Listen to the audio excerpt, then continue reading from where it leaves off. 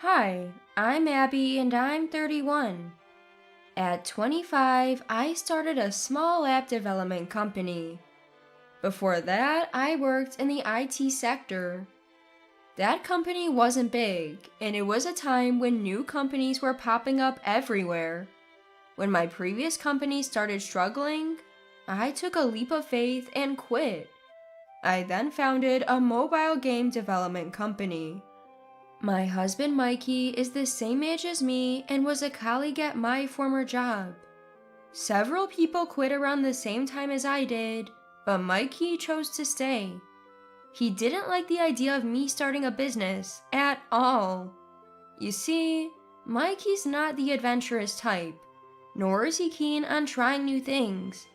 He always seeks stability. He doesn't have much ambition at work and isn't interested in promotions. For Mikey, a simple life is enough. He's not into materialistic things, nor does he have any particular hobbies. In contrast, I'm the complete opposite. I strive to achieve in my work and love to face new challenges. Shopping is a treat, and I cherish attending concerts of my favorite artists. At first glance, we might seem incompatible, but that's not the case. We complement each other, filling the gaps the other has. I'd say we're pretty compatible. Our love story began at the workplace, and we tied the knot 2 years ago. 6 months back, we bought our dream single-family home. We didn't want to compromise, so it's a white-themed house that we're very particular about. Since we both love kids, we've set up a kids' room for our future child. Every day, we carefully clean our wooden-scented space, cherishing each moment. Lately, since moving to our new home, Mikey's been saying, I really want kids soon. If you keep working non-stop, Abby, you'll be left behind. Everyone on social media has kids, don't they? You see that, right? Our parents are also pressuring us. Maybe it's time you take a step back from work. This was my biggest fear. Mikey's income has significantly decreased. The company he works for is underperforming, with many employees quitting. Now, including Mikey, only 3 remain. And they're often working remotely, which means hardly working. This month, he's hardly been to work. Before I realized it, his pay resembled that of a part-time job. We have a mortgage to pay, and we can't live on Mikey's income alone. Discussing our financial situation directly is a delicate matter, so I've been avoiding it. Mikey realizes his income has dropped, but he shies away from the idea of finding a new job. I carefully chose my words as I responded. Well, kids, I'm not getting any younger, but right now I really want to focus on my work and save some more money. When I do have a child, I want to prioritize them, I just haven't found someone I can trust fully when I'm away. So please bear with me a little longer. I promise I'm thinking about it. As I said this, Mikey looked displeased. You know my mom keeps going on about wanting a grandkid, right? You have to think about my pride too. She's been so pushy that I even told her that you have a medical condition that makes it hard to conceive, just to make her understand. I was aware of that. Every time my mother-in-law saw me, she'd say, Abby, work is good and all, but a woman's role is also to have children. No matter how successful you are, if you don't have a child, you're incomplete. You should embrace your femininity soon. I couldn't possibly agree with such a sentiment. But my mother-in-law is stubborn and traditional. There was no way Mikey, a mama's boy, would ever stand up to her on my behalf. Being tired from work, I tried to avoid her as much as possible. Every encounter would inevitably lead to the topic of kids. She probably doesn't know about our financial situation. Considering the current economy, It's hard to even think about having a child. Then one Sunday, as we were enjoying our day off, the video doorbell rang. The monitor displayed my mother-in-law. Though I wanted to pretend we weren't home, our car was in the driveway, so we couldn't. Mikey opened the door and let her in. Without missing a beat, she threw a snide remark at me. "You've embarrassed me, Abby." Naturally, I had no clue what she was talking about. "I ran into an old friend from my school days. She has 3 grandkids from a son who's a year younger than Mikey. She was showing off. I never imagined I'd face such humiliation at this age. This is what you get for having a clueless daughter-in-law." She directed her anger at me. "It's all because you won't give us a child. Don't you feel sorry for Mikey? Time's ticking and you need to plan for the future. You keep talking about work, but aren't games just for nerds? Anyone can do that, can't they?" Ignorance is truly terrifying. She had no idea about my efforts and achievements. I couldn't stay silent any longer. "Listen, mother-in-law, I think you need to realize how uninformed you sound. I get that you want a grandchild, and I'm genuinely sorry you feel this way. But when you belittle my career, I can't stay quiet. Not everyone can do what I do. Saying things like that about the games we pour our hearts into every day, well, it's hurtful." She smirked at me. "Why are you getting so defensive? What's more important to you, games or kids? If you tell me that a nerd's game is more important, I'd understand. But that would be a ridiculous thing to say, right?"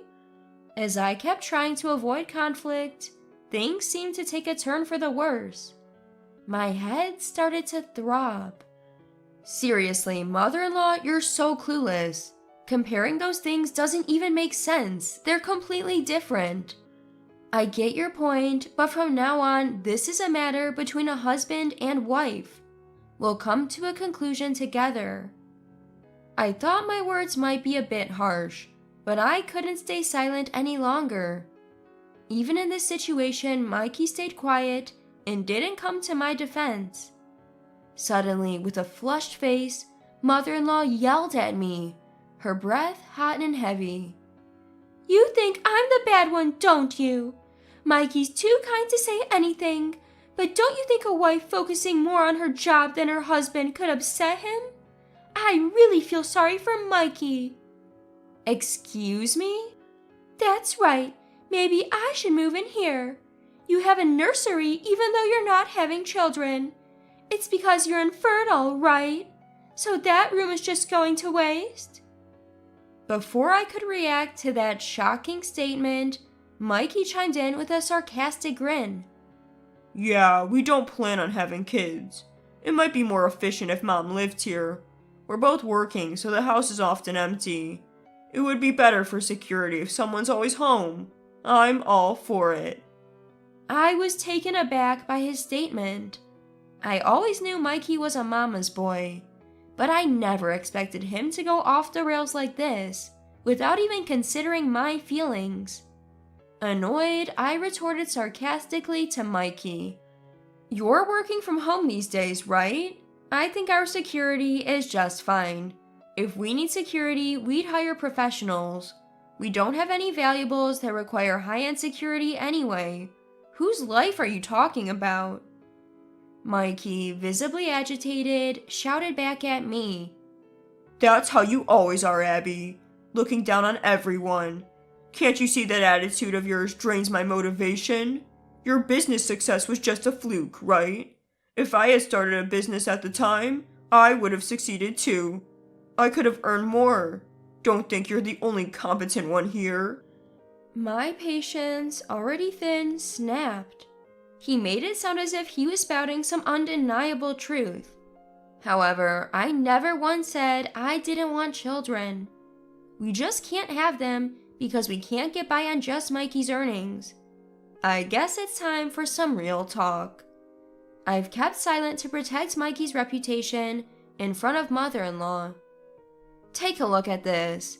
Can you still say our decision not to have kids is due to my arrogance? With that, I pulled out our household budget and our paychecks. Mother-in-law stared at them with a devilish glare. Mikey looked visibly flustered. Being shown this after boasting must be tough. After all, his earnings are almost the same as a college student's part-time job.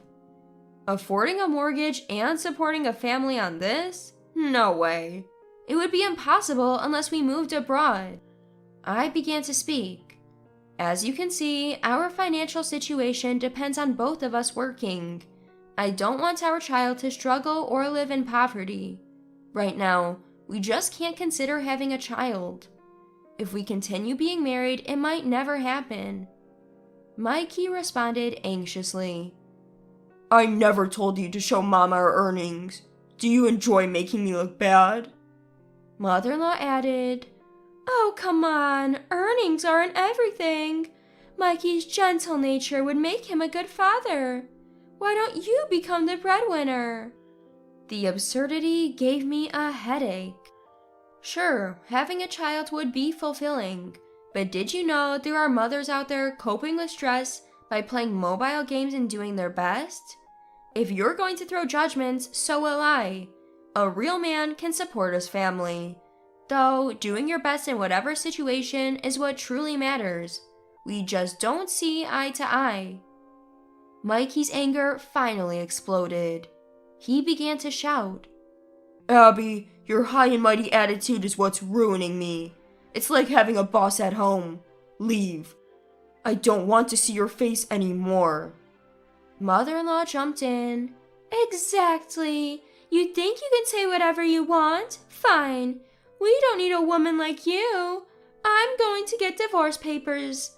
Mikey, divorce this insufferable woman. With that, they both headed to the city hall. I'm still puzzled why I should be the one to leave. But I don't want to be with Mikey anymore. I can't stand his face. Those are my feelings. I've reached my breaking point. I finally decided to move out. I quickly packed my belongings. I've never liked having many possessions anyway. I've always been someone who prefers an empty space. People usually call this minimalist. Packing, it was done in no time. Mikey and his mom came home, still in a foul mood. Without missing a beat, Mikey started filling out the divorce papers. Then he threw them at me. I've done my part. If you're going to stop this, now's the time. Once these papers are submitted, there's no turning back. I'm so distressed I might not work for a while. But you can just give me the house as compensation. Lucky for you, I'm not a petty guy. You earn well, so it should be no big deal, right? But hey, if you apologize, maybe I'll forgive you. Clearly, he wanted me to beg him to stay. I've never met such a small-minded man before. He's the worst of them all. Without any hesitation, I filled out the divorce papers as well. I wanted to see for myself when they were submitted, so I took charge of that. The next day, the divorce was finalized. People often say divorce is harder than marriage, but for me, it was surprisingly straightforward and liberating. Thinking about that beloved house now inhabited by my two least favorite people, it seems scarier than a haunted house. I don't want to go near it. My belongings? Just a duffel bag and a huge suitcase for overseas trips. I'd like to pat myself on the back for living so minimally. For the time being, I decided to stay at my company. My colleagues laughingly said, "We always knew something like this would happen to you, boss, ha ha ha." But my real revenge starts now. I'm not so kind to keep paying a mortgage on a house where people I despise live. To begin with, there's no reason to pay Mikey any compensation. That's right, the house is in my name. Mikey's salary wasn't enough to get a mortgage approved, so it ended up being under my name. So technically, I'm the owner. I don't need that house anymore. To avoid any future complications, I contacted a lawyer. Marital assets are split 50-50. Of course, the house will be sold. It's been well maintained and is still considered new. The property was acquired cheaply, so the difference between the mortgage and the selling price was a life lesson I could afford. I was thrilled it sold quickly at the price I wanted. And that naive mother and son duo, they believed they could continue living there. It seems his mom just found out the house was in my name after their divorce. Mikey had lied about his salary, so it's not surprising she thought that. The moment they found out about the house sale, they were horrified. I got a call from mother-in-law. "Is it fun making us suffer? I'll forgive you, so cancel the sale now. Mikey's breakdown and inability to work is on you," mother-in-law shouted. I replied, "Forgive me? Sorry, but no matter what you offer, I refuse. Have you ever met someone paying a mortgage for a house they don't live in? I haven't met such a foolishly kind person. We're strangers now." She shot back, "I'll storm into your office right now and spread the truth about what a monster you are. Reputation damage is terrifying, you know." "Feel free to do that. I'm quite busy now," I said, hanging up. I immediately reported the threat to my company's legal counsel. The lawyer arrived promptly. However, despite the threats, Mikey never showed up at my workplace, just as I had expected. It seems Mikey inherited his big mouth from his mother. I provided the lawyer with recordings of my conversations during the divorce and the recent call. The lawyer believes it's more than enough evidence to claim damages.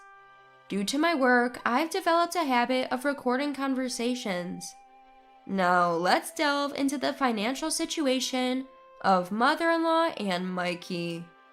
Mother-in-law has never held a job for long, at most 6 months. Her arrogance always gets in the way, so she virtually has no savings. Their current home is a subsidized housing unit. The rent's only $200 a month, reflecting its modest quality. It seems mother-in-law dreamt of leaving that simple life to live in our house. It's always crucial to live within one's means. In the end, mother-in-law's schemes crumbled. To make matters worse, Mikey, now without a home, ended up moving into that subsidized apartment. And karma seemed to catch up with the duo for their wicked ways. To top it all, the company Mikey worked for went bankrupt. Mikey became unemployed. Moreover, the rent for their subsidized housing reportedly goes up with more occupants. In panic, the two apparently complained to the local authorities, but there's no bending rules for individual grievances. Predictably, the duo, filled with pride, faced challenges while job hunting. They sought high-paying jobs, but without experience, it was a stretch. With no savings to start with, Mikey resorted to day labor and part-time work. And with my legal actions, the mother-son duo became utterly demoralized. They borrowed money from relatives and astonishingly managed to pay the damages in a lump sum. Even the lawyer was taken aback by this unexpected turn of events. I couldn't stay at the office forever. Being at the company keeps me constantly in battle mode. I crave a place where I can truly relax. Come to think of it, I haven't felt relaxed at home recently either. I took the plunge and bought an apartment near the office. After my experience with a house, I decided against it. Living alone, I'm looking for a place with top-notch security. Being single and working hard, it's challenging to connect with neighbors.